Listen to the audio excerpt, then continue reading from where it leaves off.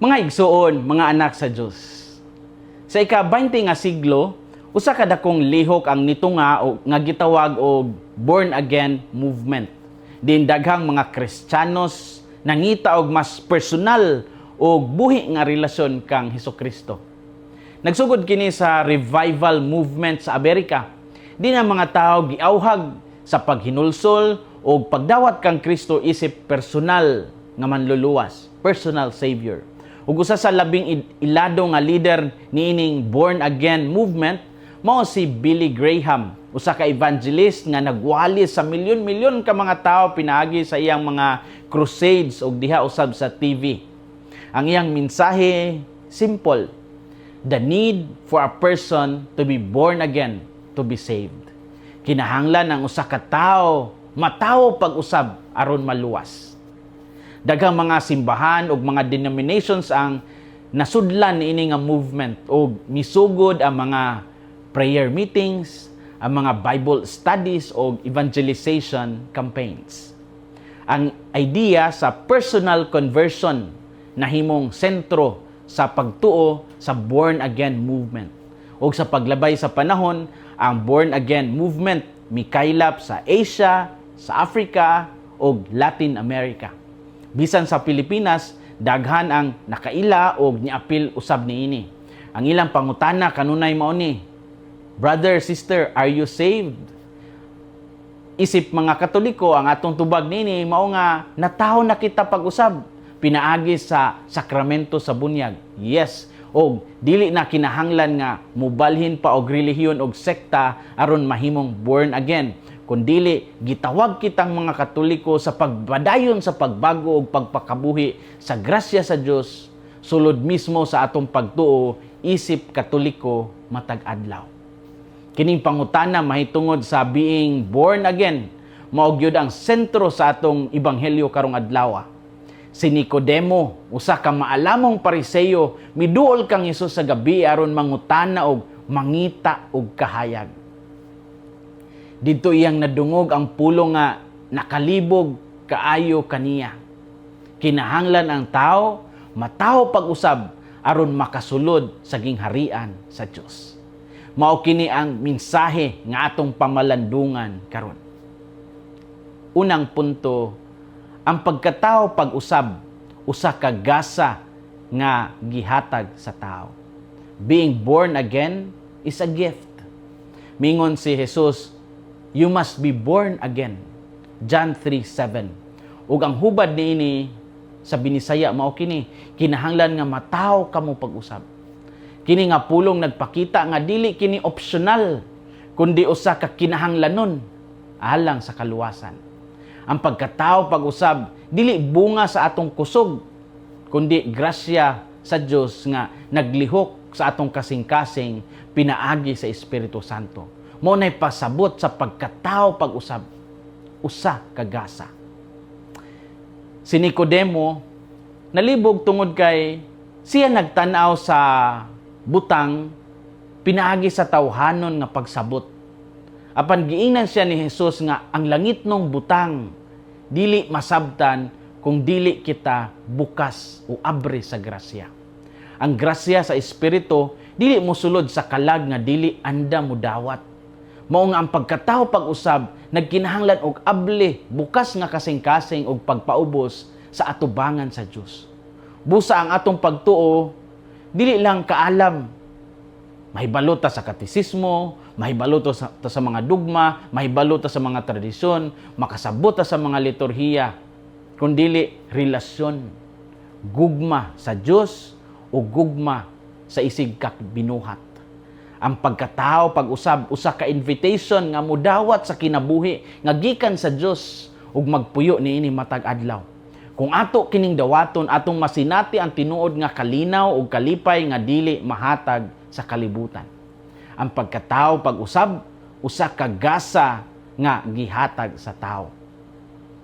Ikaduhang punto, diha sa paglansang sa krus kang Kristo, gihatag ang kaluwasan sa tanan nga sa iyaha motuo. Giingon ni Jesus, just as Moses lifted up the snake in the wilderness, so the Son of Man must be lifted up, John 3:14. Sa binisaya pa, sama nga gipataas ni Moises ang bitin didto sa kamingawan, kinahanglan usab nga ipataas ang Anak sa tao. Kini nagpasabot sa iyang paglansang sa krus. Din ang kaluwasan gihatag sa tanan nga mutuo kaniya. Ang kasaysayan sa bitin sa kamingawan nagpakita nga ang tao na luwas, pinaagi sa pagtan-aw sa simbolo nga gipataas. Mausab kita karon. Maluwas kita pinaagi sa pagtan-aw o pagsalig kang Hesus nga gilansang sa krus. Ang pagtuo mao ang tubag sa grasya sa Dios. Mao kini ang paagi sa kaluwasan, pinaagi sa pagtuo o pagsalig kang Kristo. Busa, ang krus dili simbolo sa kapildihan kundi sa kadaugan. Ang pagkatao pag-usab nagdala nato sa usa ka kinabuhi nga puno sa paglaom o kaluwasan. Kung atong tan-awon si Kristo nga gipataas sa krus, diha atong makita ang gugma sa Dios nga walay sukod ug walay kahumanan. Diha sa paglansang sa krus kang Kristo, gihatag ang kaluwasan sa tanan nga sa iyaha motuo. Story time. Adunay nangutana nako, Father, ang Katoliko born again pud ba? Ang tubag, yes. Apan lahi ang pagsabot nato ani. Ang Katoliko na tao pag-usab pinaagi sa bunyag di nadawat nato ang kinabuhi sa Dios. Sumala sa Catechism of the Catholic Church 1265 nag-ingon, baptism not only purifies from all sins but also makes the neophyte a new creature, adopted son of God, who has become a partaker of the divine nature, member of Christ and co-heir with Him, and a temple of the Holy Spirit. Pasabot nga, ang Katolikong bunyag, wala lang nakahugas nato gikan sa tanang kasalanan, apan naghimo usab sa bag-ong binunyagan nga usa ka bag-ong binuhat. Usa ka sinagop nga anak sa Dios, kinsa nahimong muambit sa Dios nung kinaiya, sakop ni Kristo og manununod uban kaniya og usa ka templo sa Espiritu Santo. Ang usa ka bagong binunyagan na himong templo sa Espiritu Santo. Para sa mga born again, ang bunyag diya sa ilang sekta usa ka personal nga conversion experience nga ilang nasinati. So ang kalainan tali sa Katoliko o sa born again movements anaa sa kalainan sa paagi sa pagsabot o sa pagpuyo niini. Sa Katoliko, ang pagkatao pag-usab nagsugod sa bunyag o nagpadayon sa tibuok kinabuhi pinaagi sa mga sakramento. Sa born again, kasagaran ginahatagan og dako nga gibug-aton ang usa ka personal nga decision sa pagdawat kang Kristo. Which leads us to the question, nabuhi ba ang grasya sa Dios nato? Ang tinuod nga pagkatao pag-usab makita sa gugma o sa pag-alagad sa isig katao. Mga igsoon, mga anak sa Dios, ang Ginoo nag-awhag kanato karon nga dili lang maminaw sa iyang pulong kundi buhaton kini sa atong kinabuhi. Puy-an sa atong kinabuhi, pinaagi sa tinuod nga pagtuog pagbag-o sa kasing-kasing.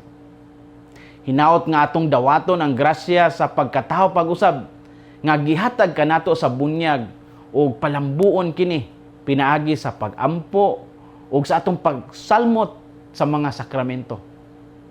Sanglit wala patay alamag diya sa pagkabunyag nato, atong timan-an nga ang kinabuhing Dios nun, atong ginapalambo diya sa atong mga Katolikong sakramento.